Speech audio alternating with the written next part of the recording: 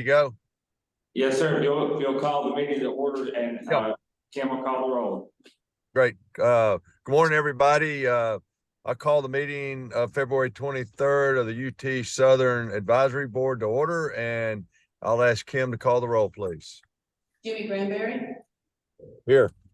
Dr. Doug Haney. Here. Dr. Brant Marble. Here. Kimberly Johnson. Here. Carolyn McAnally. Here. Olivia Ward. Here. Oh, we have a quorum. Thank you. Oh, I have welcome everybody. I don't really have any chair's remark. I look forward to seeing everybody next week on the 29th for the UT Board of Trust meeting in Pulaski, and it'll be an exciting time for us to present our 5-year strategic plan. So that's all I have, and I'll turn it over to the Chancellor. Morning. Good morning, Chairman. I will take just a personal privilege here to say how much I appreciate everything that my leadership team has done and the campus has done over the last year, really, as we reflect on the year and the accomplishments. We just host the Executive Leadership Institute for UT and had leaders from all over the UT system here this week, and it was really extraordinary. I think that they were excited about the things that we're going to present today, but they were also excited about strategic direction, the strategic plan that you approved last time, and where we're headed as a campus. And so we often think about all of the things that need to be done, and we don't often reflect on all the hard work that has gone into it. And as we reflect and we think about the amount of change, the amount of progress, the impactful changes that have been made over the last year and a half, I think everybody should feel good about their role in that endeavor. We're excited about moving forward and doing even more amazing things. So I'm very appreciative. We look forward to the Board of Trustees meeting next week. We will get the approval of the strategic plan, have the opportunity to present, and I'm really excited about presenting that to the board. So I'll be eager to see their response. Just wanted to give you an update of change the slide. The student demographics, we talked about this before. Our goal was 1,000 students. We were at 978. And despite my best effort of going out and trying to get those last spots filled, was not able to do that. No, we have a plan. The exciting thing is we're way ahead of schedule for the upcoming year. And so I think we've made some changes. We've thought much more purposefully about enrollment. We've thought more strategically about our yield events. And I think next year I will be standing here telling you an even more amazing story. I think the thing to focus on, we're up nearly 5% if you look at nationally. A lot of small campuses have seen declines in enrollment. So we're really bucking the trend relative to enrollment. And I really think that we'll continue to do that in a very significant way. We're up slightly in Pell recipients, and I think it speaks to the students that we serve in the area of the state to which we are responsible. And so that's exciting, and we'll continue to do that. Just provided some other information in state versus out of state, number of countries that are represented. While very few of our students have the opportunity to study abroad, I would argue that we get an international experience from our students, which is really valuable. I've often said that having that global experience is not all about travel. It's about attracting students to help enrich the fabric of what we're able to offer in terms of undergraduate degree. We have graduation rates. We're down a little bit in 4-year, up in 6-year. We're not where we want to be in graduation rates, but I will tell you that first-year retention is the leading indicator because it takes what we're doing today. We will not even know until 4 years from now or 6 years from now how it will impact those graduation rates. And so if you look at first-year retention, that's always a really great indicator. The next slide shows our athletics. We'll hear an update about that. Those are a reminder of sports. And I want to remind you of most that 41% of our students are student athletes. So thinking about how do we ensure that we continue to support our student athletes, that was reflected in the strategic plan. And so I'm very excited that you're going to have the opportunity to get an update. And I will say that we're excited that we did a refresh of the UT Southern athletic look. And so it's not changing. We're still same mascot, same UT Southern, but just refreshing the look and bringing it more consistent with our campus brand. So I go to the next slide. It just shows kind of where we are on our goals. We wanted to double down on student success, total enrollment. That's where we thought we would be. Next slide, please. We fell short in just a couple of areas, but only slightly. We are headed in the right direction. And as you know, I do not like to set goals that I think are easy to achieve. I always want to push the envelope because you don't set your goals high. I think sometimes you settle for mediocrity or average, and we're not going to do that. We're trying for excellence, as we say, exceeding expectations is the expectation. And so we work to exceed expectations. It shows our students that metrics. I'm excited. Increased total enrollment by over 20% since 2020. So the UT brand, and what we're doing on campus is certainly having an impact. Just for a matter of perspective, increase system-wide was just over 11% during that same time period. So we're over double what the average of the system was. This slide shows new student enrollment. We increased new student enrollment by 25%. And if you look at that same number from a system perspective, 14.87%. So while we're talking about small numbers and we're talking about only a few students, the thing to remember is the percentage change has the same impact on a small campus as it does at a large campus in terms of accommodating. And just as a reminder, we will never grow beyond our ability to be able to serve students. Next slide shows, I wanted to call out the increase in transfer students, 116% increase in transfer students. That reflects our work and working with our two-year partners. We'll continue to do that. I expect this to continue to grow. But one of the things that we want to really emphasize is that pursuing education is not an either or. It's not a 2-year or a 4-year. It's how do we help meet the students' needs? And sometimes it's starting at a 2-year, and we need to find a path that lands them at the 4-year, lands us here, them here to be able to finish their degree. For retention, we're up 7.2% since 2020. The increase system-wide was 1.6%. So I give that just as a comparative statistic because I want to show that it has been very intentional and we've been working hard on that.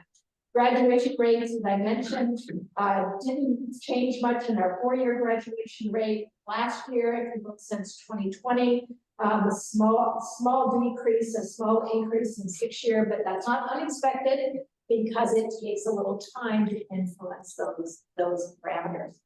Next slide, please. I just want to remind all of us that our goal is students first. That is our mission. Everything that we do, every decision that we make, every building that we renovate, every program that we offer, thinking first and foremost, students first. And so I think that's a great reminder. I hope to see more of that on campus in terms of the field. But as we work on our project, it is not students first. It is not student facing. Then we need to rethink the design of the field because we want to reflect that in all we do. Students love being here. This is pretty amazing, by the way. Where they say this is last year versus this year. Look what's happened. If you look at only the bars, that's pretty incredible. The first set of bars says place where people respect one another. 97.3% say yes or strongly agree. I've met people at UT Southern with different views. 98%. I'm comfortable with sharing my point of view. 93%. I've made close friends. 88%. I feel like I'm a part of the family. 88%. And I feel safe at UT Southern 97%. That kind of change doesn't happen by accident. And so we wanted to say, okay, we're done, but we're not. We have to continue working on those as well. Then you ask, well, what drives student engagement?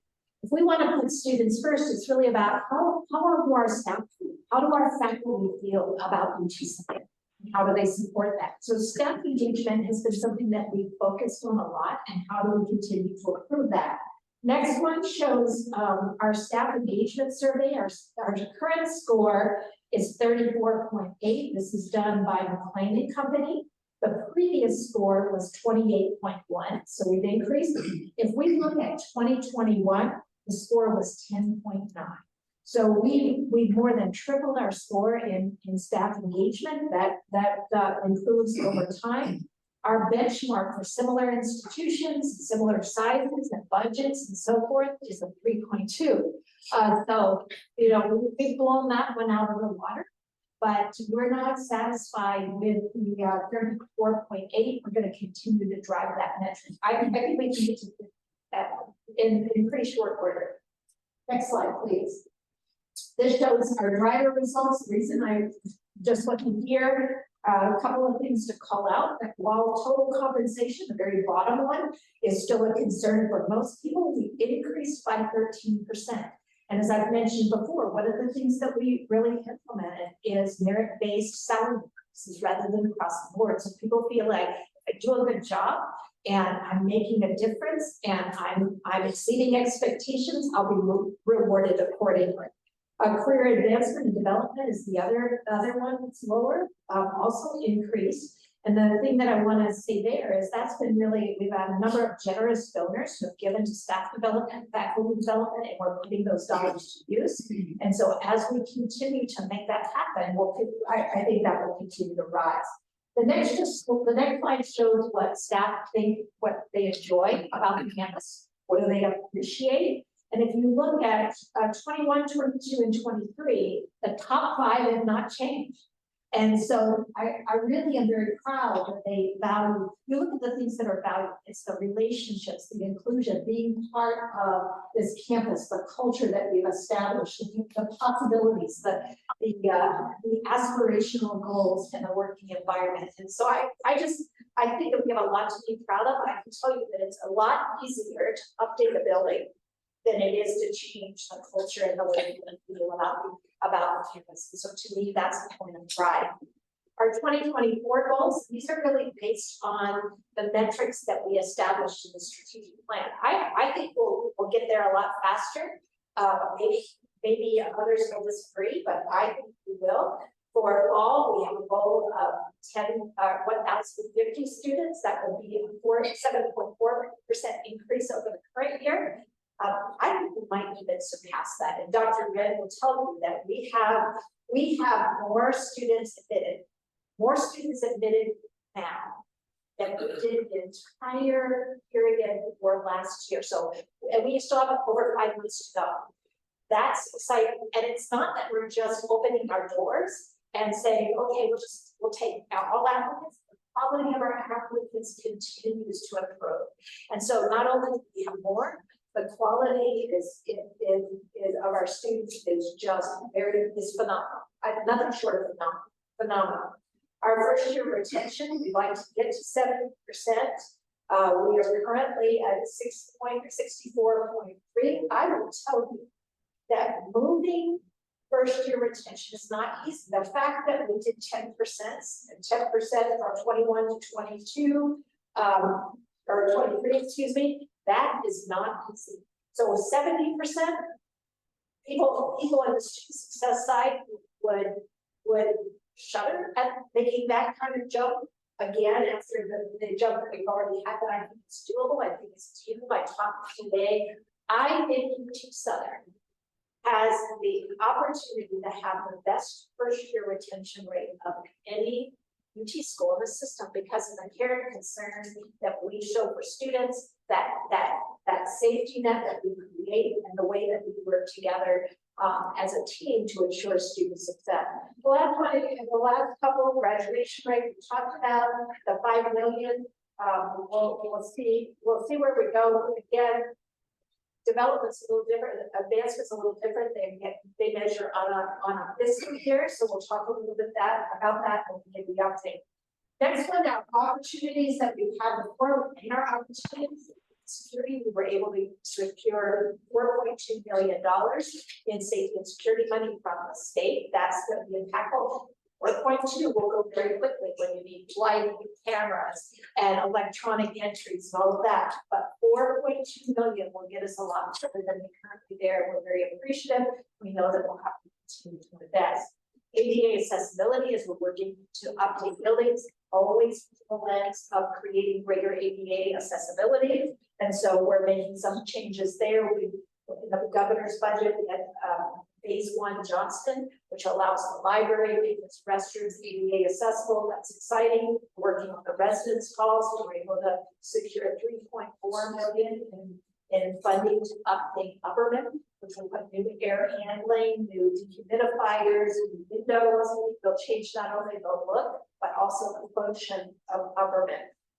Academic buildings, we know that, for example, Andrews Park and at Johnston, a continuing update, the classroom spaces, the furniture, the way that we make flexible learning spaces all important, and those are high priorities for us. Athletic facilities will have an athletics update, and we continue to work on the quality of the fields and on the infrastructure that helps support our student athletes. Remember, 41% of our students are student athletes.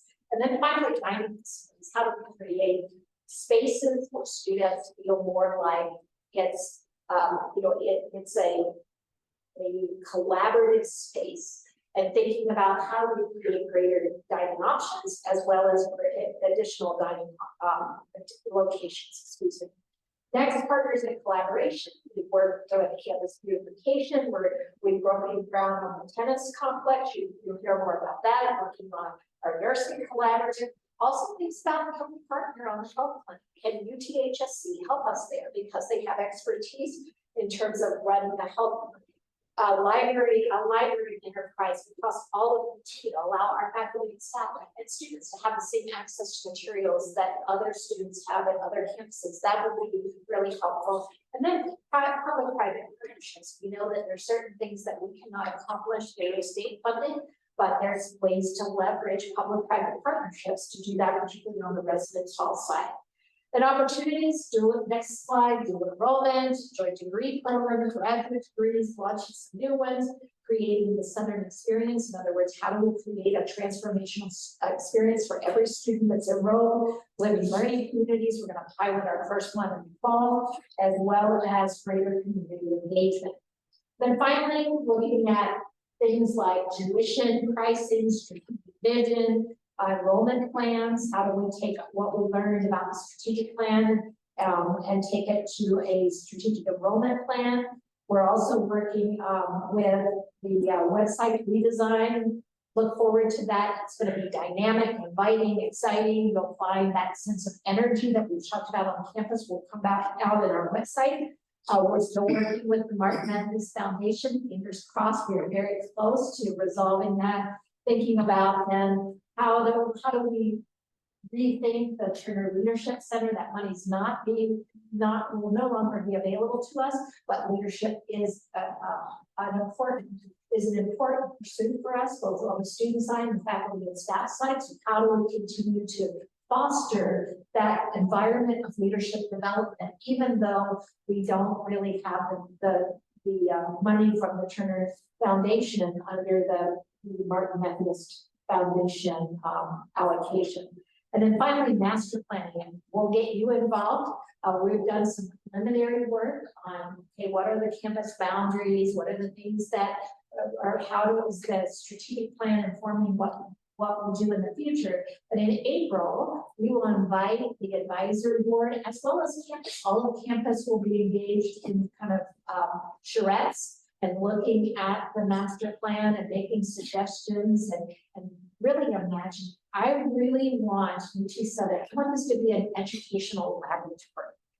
I want people to set foot on this campus and see excitement for learning, discovery, This needs to be a magical experience in terms of educating young people, educating returning students, distant students, but how do we create that magic? And how do we establish a place where this campus is really an educational laboratory that makes learning come alive, not just for our students, but also for our staff.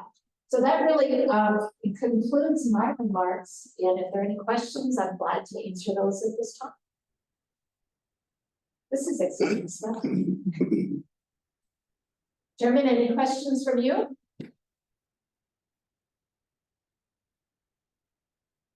Okay. Thank you. Thank you. I'm sorry, I was on mute. One data point that we always had in the past, and it was really tied to retention, was the number of new freshman students that were first timers in their family, and they would get to school, and after a first semester, they say, well, I'm just going to go back home and work for the family business. Do we still track those numbers, and is it relevant? So first generation students are tracked.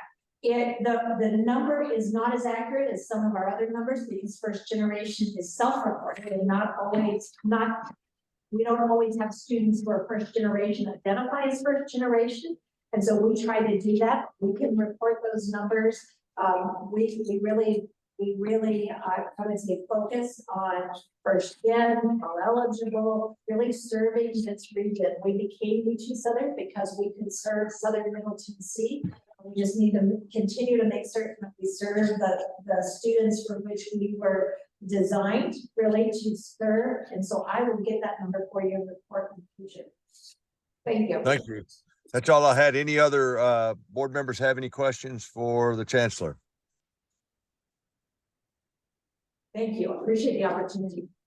Thank you. And I guess we'll move on to update on intercollegiate athletics. Chairman Granberry, we're going to move on to the advancement update, if that's okay. Oh, I'm sorry, I skipped a line. That's fine. Great. My bad. We don't want to leave you out, Evan. You got exciting stuff to tell us. Yeah, exactly. Thank you, Mr. Chairman. Thank you, the rest of the board, for allowing me to present today. I'm going to try to speak, or maybe it was operator error. It was operator error. Okay. So, advancement update. We are a young team. We had several departures, and so we have built an entirely new team. The longest tenured person on that team is Lydia Ball. She served our advancement coordinator since she started in June of 2023. We have a director of alumni experience and special initiatives in Olivia Officer, who started in October of 23, and Chris Henson, our director of advancement, who started in September of 23. Glad to have all of them on board, and glad to have been part of the UT Southern family.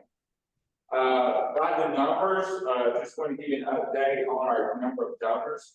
You'll see that we gradually increased those numbers, which is exciting.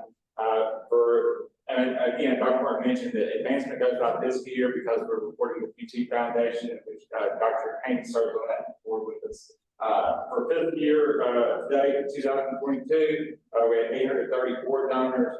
For 23 at this time, we had 1,392 donors. And for 24, you'll see we have 2,053 donors. So we're moving up. Dollars raised. This is a little skewed, but I will own this because we did, like Chairman Gregory said, we've got some exciting stuff happening. This year, today of 22, we raised $3.5 million. If you all remember, President Boyd made a challenge to start at Southern, where he said he would give $1 million, and we raised $1 million. We exceeded that target number, quite a bit. So we have a large bump there from the president. This year, today at 23, this time last year, we were at almost $2.6 million. And you'll see right now it's 24. It's the smallest. There's a little caveat there. We're $1.7 million almost for this year date 24. And I will highlight that reason on the next slide why that number is a little higher. So I wanted to be a little creative on this. I think most of you received an announcement via email about something really transformational for our campus. And Merriam-Webster advises is causing or able to cause an important lasting change in someone or something. And so what that means for UT Southern is it gives us 600 acres less than 20 minutes from our campus. And it's unrestricted use for the university. And it's not been appraised yet. It's not reflected in our values this year, but we feel extremely confident to say it's the largest gift. And that's all thanks to the generosity of Dr. Bruce Wilson and his family. He had a vision. We talked shortly after I started, shortly after it came into Southern, and Dr. Wilson had a vision of a property in Prospect, Tennessee, that his family had been on for many years. And he said, since UT's here, and I don't have any children, I think UT needs this. And we went back and forth on what's your vision, what can we use it for? And he said, I think you all know the best use of the property. Well, you can make of it. And so unfortunately, Dr. Wilson passed away unexpectedly in December of 22, and he was unable to see his dream become a reality. But January the 9th, 10 a.m., it became a reality as several of us had to testify with the Shelby County Probate Court, and they ruled in our favor that this needed to be for UT Southern. Phil Dr. Wilson's wishes, he had written out in the state plan. So the property is mixed-use property, consists of road crop pasture land. It also has 2 homes on it, and it's currently leased to farmers in the area. And talking with them, we think that's the best use of the property. So we need to let them work it out. So we really come up with a vision of what we want to do with it.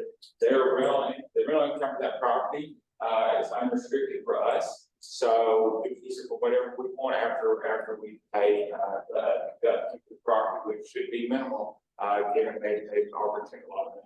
So we're excited to be able to offer student experiences with that money, as well as other things. I like Firewing now. I think you all know that from last advisory board meeting that we're going to hold a Firewing with our day of giving, but also exciting time on campus for our students and our community. Totals for that week: $53,000 raised our giving day from 1,255 donors. Based on last year's giving day, which totaled 203 donors, I set a goal of 250 donors. And I'm glad that I look like school now, so I'm glad to take that. Each exceeding expectations Is the expectation. That's our little motto on campus, in case our advisor board members didn't know that. We're well versed in it. And but no, it's very exciting things. Very exciting that community participation. We had several countries representing that. We had our sports teams. We had several challenge gifts from the chancellor and others for our athletics, and as well as for academics. And again, exceeded our goal of donors that was originally set at 250. So I'll be up in that goal next year. So with that, any questions about advancement further? Let's start our call. Regarding the farm and Prospect, will we get a chance to go there? Been waiting on this for months. Well, Dr. in fact, I was brought up in a meeting this morning about scheduling an opportunity for faculty and staff and people interested to go to that. We will work on scheduling that. Dr. Chu and I work on scheduling that. Take any faculty interested in going out there to see the property. Good problem to have is the property is so large that it'll be impossible to cover it all on bus. And I don't think the faculty are going to walk 600 acres of flat land or hills. So, but we'll be glad to show it off, and we're going to keep on as possible on that field trip. And it may be on several shuttles, but we'll do what we can. Also, for the advisory board, we will have a ribbon cutting coming up in the spring or the summer, and you can see the bike.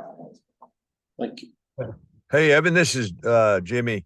Two questions. One, are there any needs of the college, i.e. The sporting clay team to build a facility out there that we might pursue? And two, you said it was unrestricted. Could we sell the property? So for as far as the sporting place course goes, again, it's unrestricted of what we can use the property for. We need to make sure that it's in line with our vision and mission, but that can certainly be taken under consideration. There's a cross-country coach that wants to use it. Everybody's chomping at the bit, so I'm trying to use it. So we've really got to sit down as senior leadership team and as a campus advisory board and come up with best use of the property. But that's certainly not out of the question. As far as selling the property, there is a stipulation in the agreement to accept the property that if sold, we would try to sell it as one tract. Okay, great. Thank you. That's all I had. And Anybody I else would, have a question? if I could also add, Mr. Chairman, that whatever we do will be in mind with students first. This is a property to serve the students and help the faculty and staff teach and create experiential opportunities, whether it's athletics or whether it's the classroom, in a way that we can't currently do.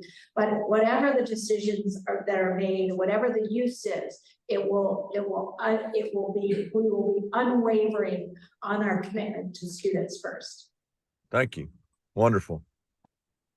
Anyone have any other questions about advancement? Guess we'll move on to athletics now. I want to hear, I think I read where the men's basketball team is undefeated. I hope they're still undefeated. Hang tight. So I just wanted to briefly go over some athletic achievements.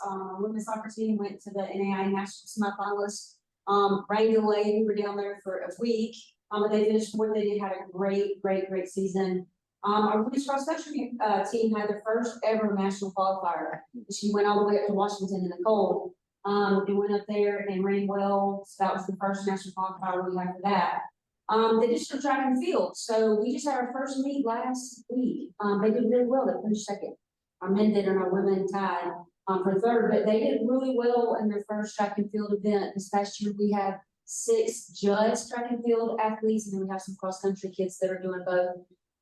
Student athletes, but they're doing really well. Now, Mr. Granberry, so men's basketball, they are not undefeated. They had a very rough weekend last weekend. They lost 2 conference games, played really tough. They went down to Mississippi and then over to Louisiana to Loyola and lost both those games. However, because they have had such a great season, they finished and they're the regular season champions, which gives them a bid straight to nationals. And we don't know where nationals are. I mean, we know where the final 8 is, but we don't know where the first rounds are. Asking, I'm not totally sure just yet. They'll be bid out to where they'll go for those first rounds. As far as our All-Americans, we had 4 NAI All-Americans, 19 all SSAC selections, which is really good. That's because we put academics first. Second is our community engagement. So I'm really going to try to get our teams more engaged with the community, more so since COVID. And so our Flames group is our leadership group, and they've been going to schools, bringing to elementary schools. The partnership with the city of Pulaski. So if you haven't been by, you need to go by Magazine Road Park because it is going up quickly. We're hoping to have our last match there, our first and last, I guess. Last match of the season at Magazine Road Park. They're putting up fences now. So if the weather stays nice, they can coat those. They're there, but it takes 30 days for it to seal. So I'm hopeful for 30 days of good weather, and we will be able to finish our season and have our senior day out at Magazine Road Park, which will be named for Dean Neville. Athletic camps, again, trying to just get out in communities, and I really push for it really fast. One of our Dallas County kids from the local high school is now on our softball team. We have 3 actually. We have a Richland, and we have actually 3 Dallas County and 1 Richland. And a really good story. She came to my camps when I coached softball, and she's still on the team, and she started to build her. I just loved it that we're building that in the community and get these kids to come and play for us, to be a part of us. And I think that's really important. So trying to bring back the camps and since COVID again, we ended camps, we're bringing those back and just trying to get the community involved with our sport teams. And then our, obviously, what I think is probably the most important is our athletic achievement. 3.2 GPA in fall. So last year we had 3.02 cumulative for fall and spring. It's 3.2 for the fall, which is exceeding expectations. Because that is the expectation. Usually we have a higher in the fall than the spring because kids typically get spring fever and then they don't study as much as they probably should. But my goal is to have 3.2, and that's a high expectation for the entire year. Like I said, for the fall though, 3.2, so we're getting really close. We have 4 SSAs color athletes. So this is a 3.75. We had 2 women's soccer players, a men's soccer player, and a volleyball player, and they would just receive their awards on Wednesday. We have 15 NAI scholar athletes. So athletics and academic students coming first, student athletes is my foremost biggest goal. So I think we're pretty good in that field. And then lastly, we don't have, all we have is opportunities here, right? So we're just taking opportunities, and one of the biggest is facility upgrades. So this year, this summer, we're gonna redo our gym floor with our new logos and our refreshed branded logos. Our sport fields are getting better by the day. We have someone out there now from National Takes out there every day working on those fields to make sure that our pitches and our soccer field and our baseball and softball field, as well as our cross country trail out there is kept up to par. Plus we have a pond out there. We have a fountain out there now too, so the water's moving. We have a team out there now, a student team that goes out there, not an athletic team, a student, right? So it goes out there and is using our pond. And then band upgrades. So Mr. Granberry, I remember you being on the board long ago, and we always talked about bands. So I was bringing up the bands. We are in a really good situation. We only have 2 bands that are in really bad shape, and that's our mini bands. They both have over 180,000 miles, so we keep them within an hour of here. They go to the airport, if they need to have an airport run. Or we just went in town, we don't let them get on the road very often. But that's our biggest thing. We got 8 really good bands. We got those 3 new ones last year. So that situation is pretty good that we do need 2 smaller mini bands moving forward, just because recruiting is basically the biggest thing we use those for. And then traveling and stuff take a big bigger than that. So that's what we need for the upgrades. So opportunities. Any questions? Any questions about athletics? None? 0? 7? 1?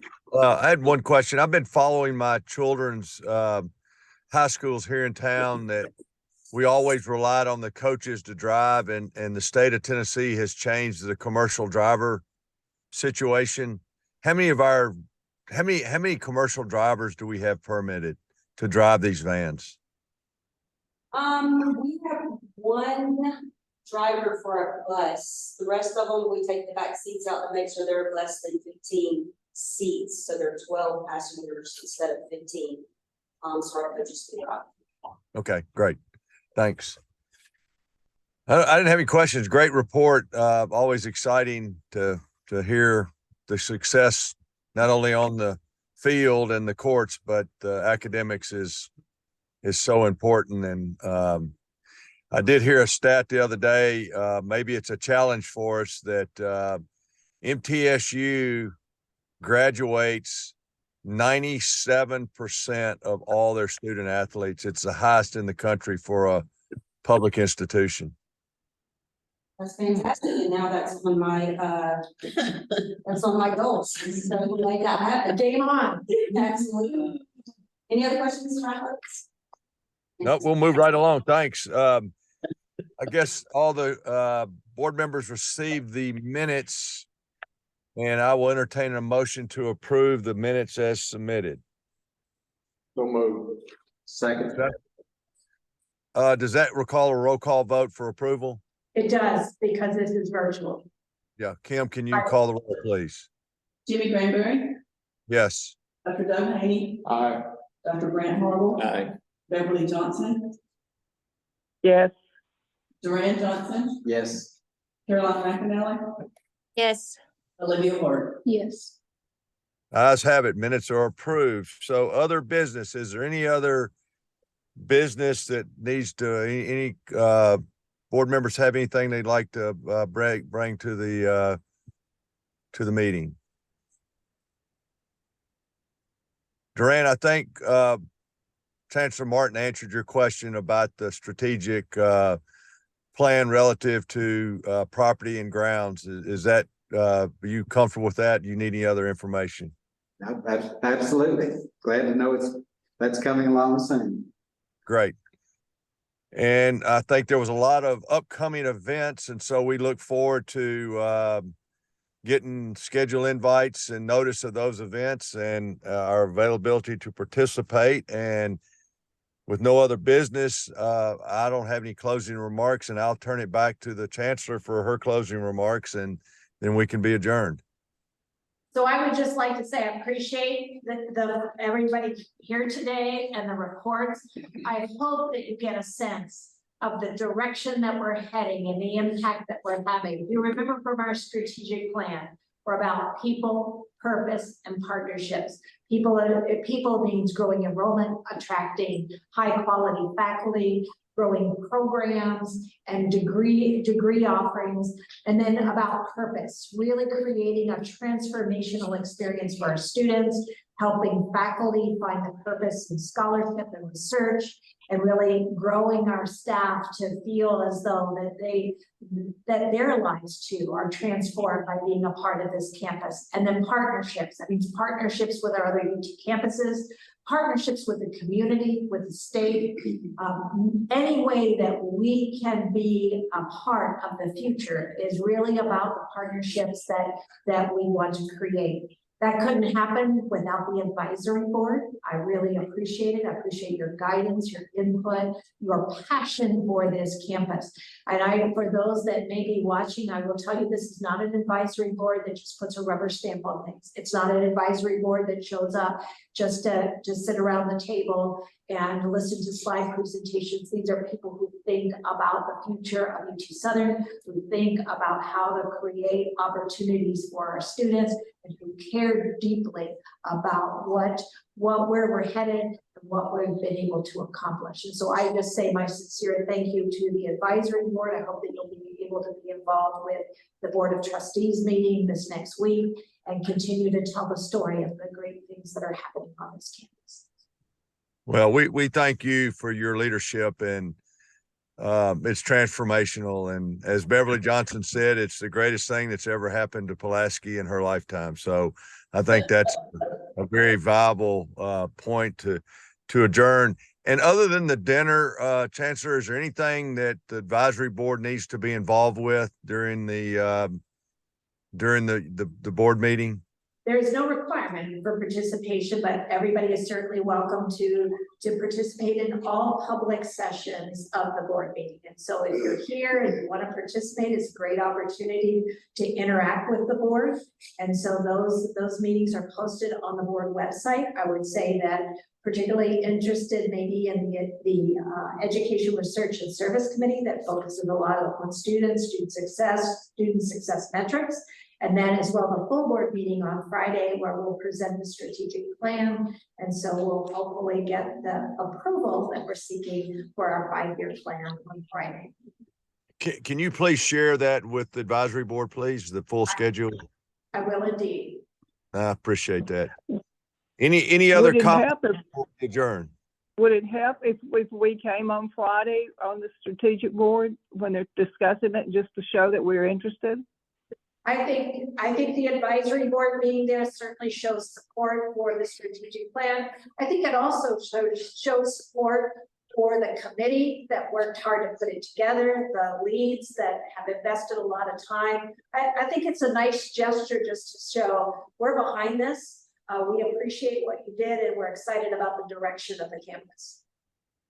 And Beverly, I will tell you that I have 3 very close friends on the board, very close friends. And every time I just saw DaCosta Jenkins last night at another event, and they are uber excited about what's happening in Pulaski. Uber excited. They are watching closely and are pleased beyond comprehension.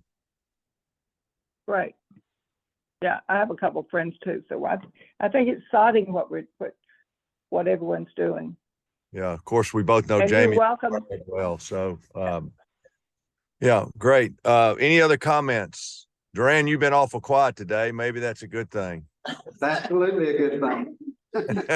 Because you only talk when something's bothering you. So if you're quiet, everything's good. Just remember that. The only comment that I would like to do is to re-emphasize what the chancellor said about the strategic plan committee and what a wonderful job and presentation that you all did, Dr. Green and others, that it was first class and very informative and very forward looking, and we really appreciate it. Most impressive. I agree. Any other comments? If not, I'll entertain a motion to adjourn. So moved. Second. I don't guess this calls for a roll call vote, does it? It does, unfortunately. Okay. Kim, would you call the roll, please? Jimmy Gregory, Yes. Dr. Doug Haney, Aye. Dr. Grant Hall, Aye. Beverly Johnson, Yes. Duran Johnson, No, let's go. You're out of order, Duran. Caroline McNally, Yes. and Olivia Ward. Yes. The ayes have it. Thank you all so much. And thank you to Chancellor Martin and her wonderful staff. And we appreciate everything y'all are doing and look forward to another great report. And we look forward to seeing everybody next week. Thank you. Thank you. Thank you. Bye-bye.